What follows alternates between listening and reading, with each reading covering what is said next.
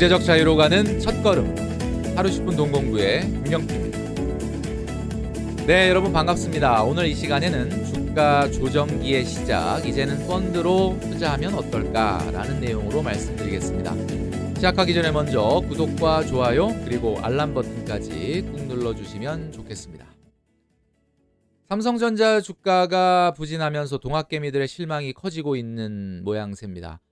그동안에 이제 주가가 계속해서 부진하다가 7만 원대, 이제 7만 원 중반대가 깨지면서 동학개미들의 한숨 소리가 커지고 있는데, 자, 이때 이제 증권업계는 다시 이제 떨어질 만큼 떨어졌기 때문에 상승할 것이다라는 전망을 연일 내놓고 있죠.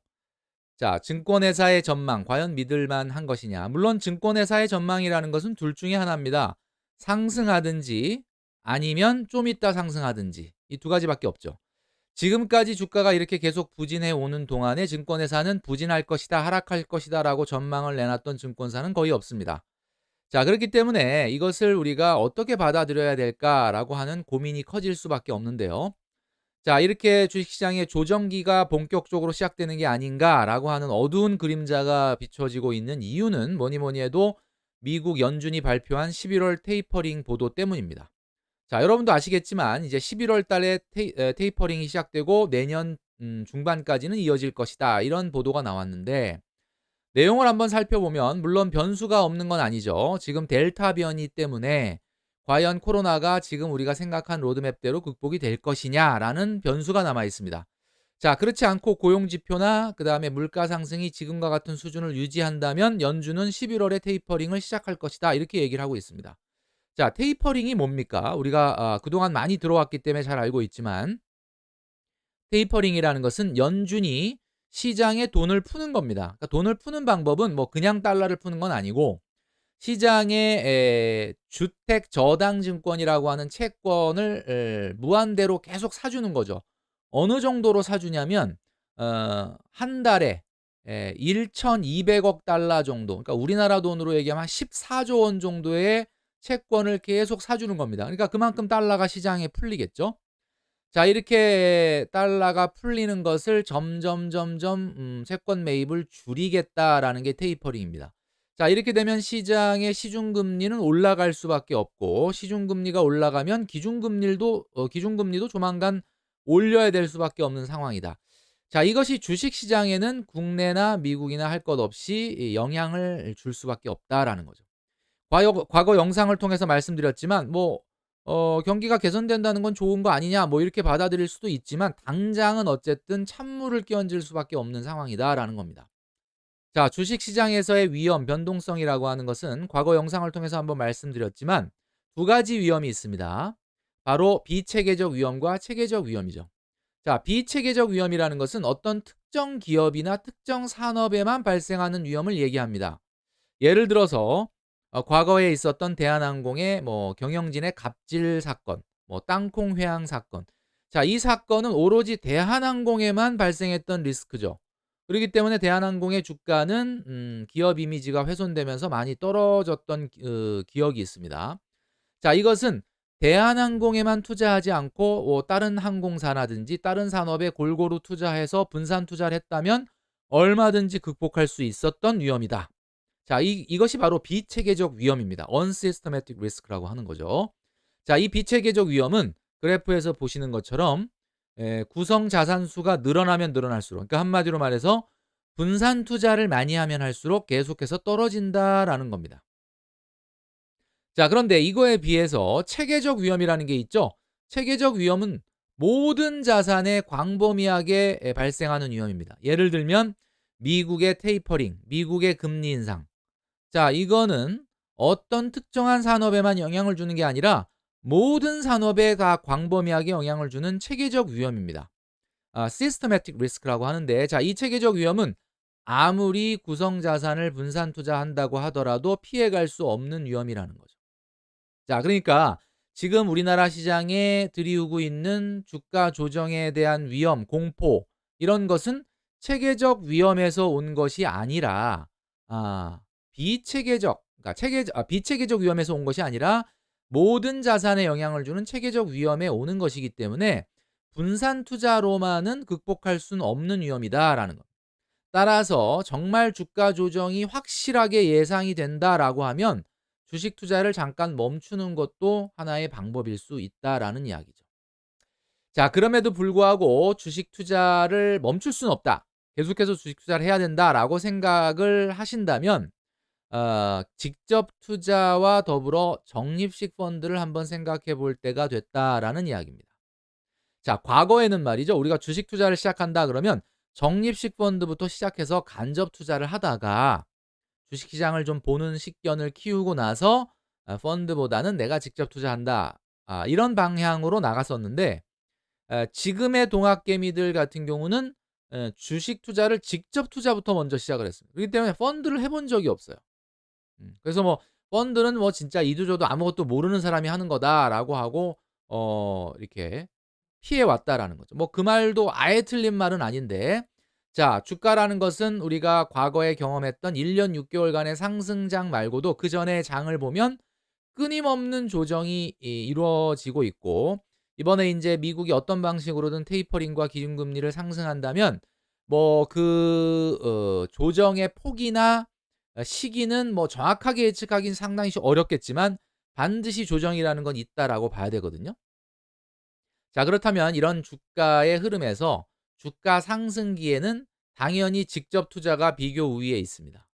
직접 투자라는 것은 분산 투자를 하기가 어렵죠. 뭐 아무리 개인이 투자한다고 해도 뭐 10 가지 20 가지 종목을 사기는 상당히 어렵습니다. 그렇기 때문에 자기가 집중하는 종목이 있죠. 그렇기 때문에 상승장에서는 직접 투자보다는 간접 투자보다는 직접 투자가 비교 우위에 있다라고 볼 수 있죠. 자, 그런데 이제 우리의 앞에 펼쳐질 조정장, 지금을 막 대세 상승장으로 보는 분들은 많지 않지 않습니까? 그러니까 이런 조정장이 만약에 펼쳐진다면 이때는 간접 투자가 비교 우위에 있다라고 볼 수 있죠.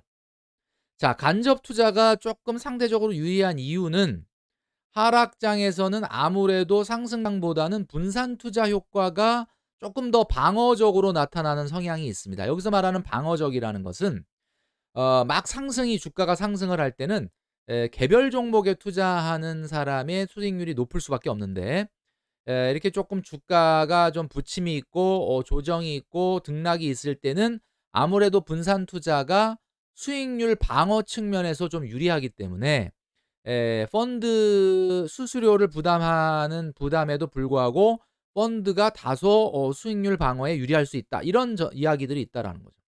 자, 이게 왜 그러느냐라고 한다면 적립식 펀드는 코스트 에버리지 이펙트라는 게 있기 때문입니다. 여러분들 잘 아시겠지만 다시 한번 복습을 하자면 코스트 에버리지 이펙트라는 것은 펀드는 우리가 내가 싫든 좋든 자동으로 주가가 조정을 받을 때 평균 단가를 낮추는, 한마디로 그 우리가 흔히 얘기할 때 물타기라고 하죠, 물타기.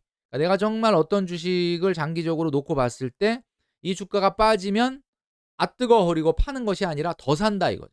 그래서 왜 더 사는 이유는 내가 매입 단가를 낮추기 위해서 더 사지 않습니까? 그런데 적립식 펀드라고 하는 것은 내가 부지불식간에 내가 인식하지 않더라도 계속해서 시스테매틱하게 평균 단가를 낮춰주는 기능을 갖고 있다. 그게 어떤 거냐? 예를 들면 딸기를 매달 1,000 원어치 삽니다. 자, 그런데 딸기가 단가가 1,000 원일 땐 한 개밖에 못 사는데 500 원이면 두 개가 되고 250 원이면 네 개가 되고 500 원이면 두 개가 되죠. 그러니까 이렇게 일정한 금액으로 투자를 하게 되면 이렇게 딸기값이 높을 때는 위험하니까 한 개밖에 안 사고, 딸기값이 이렇게 낮을 때는 공격적으로 네 개를 사게 되는 거예요. 이렇게 되면은 어떤 결과가 나타나냐면 딸기 한 개의 단가를 낮출 수가 있고요. 이 기간 동안에 딸기의 평균 매입 비용은 444 원. 그러니까 이 시기의 평균 단가와 같아지게 된다라는 거. 자, 나중에 이 딸기가 750 원까지 회복돼서 만약에 판다라고 가정을 한번 해 보면 750 원에 회복이 된다는 것은 딸기값이 이렇게 떨어졌다가 회복이 된 거죠. 그러니까 딸기값이 계속해서 상승하는 것이 아니라 딸기값이 이렇게 떨어졌다 상승을 하면은 펀드 같은 경우는 총 수익 금액이 2,750 원. 그러니까 평균 단가는 444 원인데 개당 306원 정도의 수익이 생기게 된다. 여기서 전제 조건은 뭐냐면 딸기 가격이 떨어졌다가 다시 상승을 해야 돼요. 떨어졌다 계속 떨어지면 뭐 이거는 주식을 하든 펀드를 하든 당연히 손실이 생기는 거고. 그래서 떨어졌다가 올라갈 때 이 떨어졌다가 올라가면서 생기는 이 버킷이라고 하는데, 이 버킷이 얼마나 커지느냐에 따라서 펀드는 수익률이 달라질 수 있다라는 겁니다.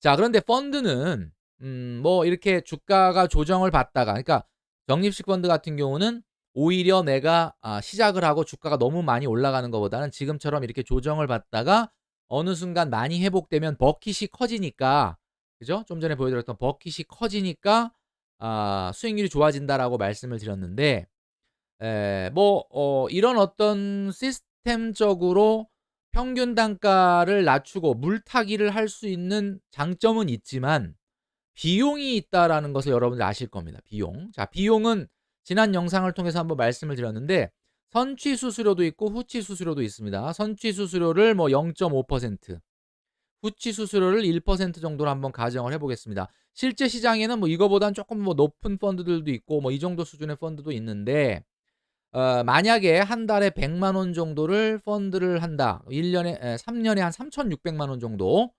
3년 정도의 수수료가 얼마나 나오느냐. 수익률이 0 이라고 가정을 했을 때는 약 54만 원 정도 수준이 나옵니다. 그러니까 한 달에 10만 원 정도 펀드 3년 하면은 수익률이 0 이라고 가정을 했을 때는 3년 동안 5만 4천 원 정도밖에 안 나와요. 그러니까 사실 이 수수료라고 하는 것도 굉장히 초장기 투자를 하지 않는 한은 뭐 그렇게 어마어마하게 크지는 않다라는 거죠. 자, 그러면 이 코스트 에버리지 이펙트를 시스템적으로 가져갈 수 있는 게 펀드고, 조정기에는 직접 투자 사실 머리 아프지 않습니까? 요즘같이 주가가 지지부진하면 작년만큼은 재밌지가 않잖아요. 작년에는 뭐 매일 주식 보는 것이 낙이었는데.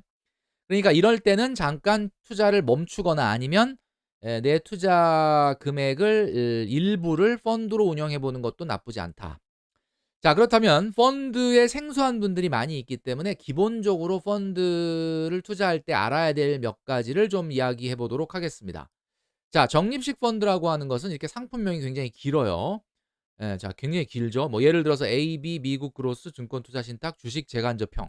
굉장히 긴데, 자, 이 펀드명에 숨어 있는 기본적인 내용을 우리가 알아야 되겠죠. 자, 펀드라고 하는 것은 맨 앞에 나오는 이 AB, 이 이름이 바로 자산운용사를 얘기합니다. 그러니까 AB라고 하는 자산운용사가 운영을 하는 거다라는 이야기입니다. 이 앞에 만약에 삼성이 나오거나 미래에셋이 나온다 그러면 삼성자산운용 또는 미래에셋 자산운용이 운영하고 있다라고 보시면 되죠. 두 번째 나오는 이름은 어디에 투자하는지 투자 지역이 나옵니다. 특별히 안 나온다 그러면은 국내라고 보시면 돼요. 뭐 차이나, 인도, 뭐 미국 이런 얘기가 나오면 어디에 투자하는지를 알 수 있고, 뭐 특별한 얘기가 안 나온다면 국내 주식에 투자한다라고 보면 되겠죠. 그다음에 세 번째 나오는 이름은 이 펀드의 투자 방향을 이야기해 주는 거죠. 여기 그로스라고 되어 있으니까 '아, 성장주에 투자하는구나.'라는 것을 알 수가 있습니다. 그 뒤에 나오는 이름은 뭐 그냥 따라 붙는 이름인데 증권 투자 신탁 펀드라는 이야기고, 그다음에 마지막에 붙는 것은 이게 주식에 투자하는 것인지 채권에 투자하는 것인지 원자재에 투자하는 것인지를 보여주고 있고, 투자 형태나 투자 비중을 이야기하는 겁니다. 자, 재간접형 펀드라고 하는 것은 펀드의 펀드라고 해서 간접 투자인 펀드를 어떤 펀드에 다시 태우는 펀드를 우리가 재간접형 펀드라고 얘기하는데, 자, 순서를 보시면 먼저 자산운용사가 나오고 투자 지역이 어딘지, 투자 방향이 무엇인지, 투자 비중이나 형태가 무엇인지를 보여준다라고 보면 될 것 같습니다. 그리고 펀드를 할 때 주의해야 될 것은 그 뒤에 클래스라고 해서 A인지 C인지 또는 E인지 이런 것들의 이니셜이 붙습니다. 자, 이것은 수수료를 떼는 방식의 차이에 의해서 나타나는 거다라는 것을 확인하시면 되는 거죠.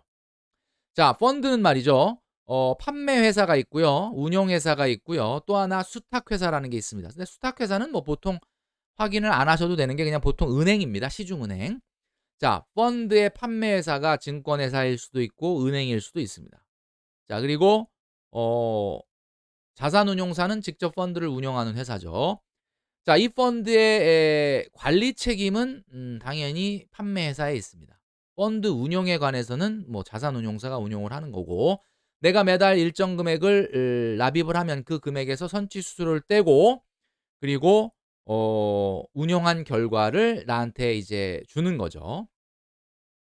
좀 전에 말씀드렸던 것처럼 확인해야 될 것은 수수료입니다. 수수료가 선취 수수료를 떼고 후치 수수료를 떼는 두 가지를 동시에 떼는 방식이 있고, 선취 수수료는 안 떼고 후치 수수료만 떼는 방법이 있습니다. 크게 얘기하자면 선취 수수료는 떼고 후치 수수료가 낮은, 보통 선취 수수료를 0.5에서 1%를 뗀다 그러면 후치 수수료는 연간 1% 내외로 낮아요. 그런데 선취 수수료를 안 뗀다 그러면은 후치 수수료는 1.5에서 2%를 넘어서는 경우가 많이 있습니다. 자, 그러면 어떤 경우에 선취 수수료를 떼고 어떤 경우에 선취 수수료를 안 떼는 것이 유리하냐? 쉽게 얘기해서 펀드를 1년 정도 할 거다라고 생각한다면 그냥 선취 수수료를 안 떼는 방식이 유리할 겁니다. 그런데 에 한 1 년이 아니라 적어도 2 년, 3년 이렇게 오랫동안 내가 저축을 할 것이다, 라고 한다면 A 클래스가 유리하다라고 볼 수가 있겠죠. 자, 펀드를 시작할 때 기본적인 거를 확인해야 된다라고 말씀드렸는데 몇 가지를 정리를 해 보겠습니다. 우선, 자, 내가 그동안에는 직접 투자를 했는데 이제 펀드를 좀 해 볼까? 이제 조금 주식에 대한 신경을 덜 쓰고 그냥 누구한테 맡겨 볼까? 이런 생각을 한다면, 자, 첫 번째는 적립식으로 투자한다를 선택해야 됩니다. 아까 말씀드렸죠? 코스트 에버리지 이펙트가 나타나려면 적립식 펀드로 해야 된다. 매달 똑같은 금액을 투자해야 된다는 거죠.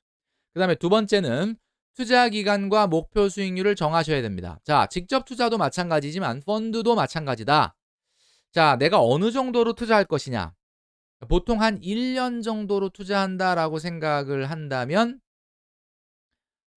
우리가 C 클래스로 가입을 하고, 그다음에 1년 이상을 투자한다면 A 클래스로 하라고 말씀드렸죠. 자, 그다음에 내가 과연 몇 퍼센트 정도 수익이 나면 미련 없이 환매를 할 것인지, 이것을 일단 미리 정해 놓을 필요가 있다라는 거죠. 세 번째는 주가 하락기에 시작을 한다면 초장기 운용을 각오해야 된다. 자, 아까 말씀드렸죠. 주가가 하락을 하다가 어느 정도 상승기에 접어들어서 상승할 때 팔아야 버킷이 생깁니다. 그런데 이 버킷을 내 수익으로 만들려면 일단 처음엔 주가가 조금 떨어져야 돼요. 자, 지금 우리가 이제 주가가 좀 하락기에 베팅을 한다 그러면 이것을 우리가 펀드에서 수익을 내려면 최소한 2년 정도는 생각을 해야 된다. 펀드에 있어서 주식 투자에서 있어서 2 년이라 그러면 굉장히 장기 투자 아니겠습니까? 이런 것을 우리가 생각을 해야 된다라는 거죠. 자, 버킷을 키우려면 경기 개선기에는 성장주를 해라. 자, 이건 무슨 이야기냐면 반대로 투자해야 됩니다. 우리가 단기 투자인 직접 투자와 달리 적립식 펀드를 한다면, 자, 우리가 과거 영상을 통해서 말씀드렸죠. 경기가 개선되는 시기에는 가치주, 경기가 둔화되는 시기에는 성장주라고 말씀을 드렸는데, 버킷을 키우기 위해서는 적립식 펀드를 할 때는 반대로 해야 됩니다. 지금 경기가 개선된다라고 생각하면 성장주가 조금 부진할 가능성이 있기 때문에 부진한 시기에 적립식 펀드로 평균 단가를 낮춰 놨다가 경기가 다시 둔화되는 시기가 찾아왔을 때 성장주가 좀 빛을 볼 때 그때 환매를 한다라는 거죠. 반대로 지금이 경기 둔화기라고 생각이 되면 가치주가 싸질 때 사놨다가 가치주가 다시 좋아질 때 판다라는 상황을 우리가 봐야 된다라는 거죠. 자, 적립식 펀드를 주가 조정기에는 직접 투자와 믹스해서 운용해 보는 것도 투자 공부에 도움이 된다라는 말씀을 드립니다. 자, 오늘 말씀드린 내용을 정리하면서 저는 물러가도록 하겠습니다.